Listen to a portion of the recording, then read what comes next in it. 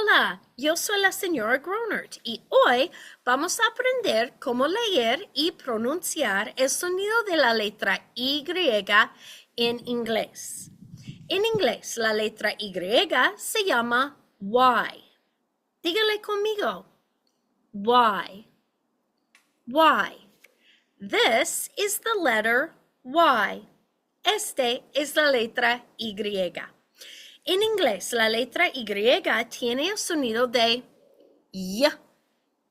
Y.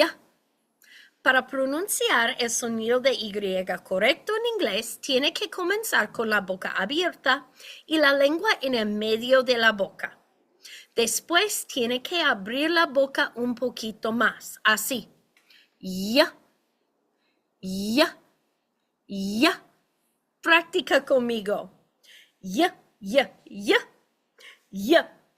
Y. Y. Y. Y. Y. Y. Y. Muy bien hecho.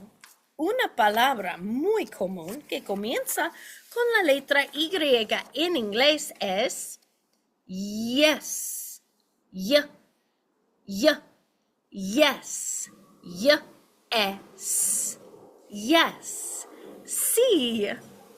Otra palabra muy común que comienza con la letra Y en inglés es yum. Y. Y. Yum. Y.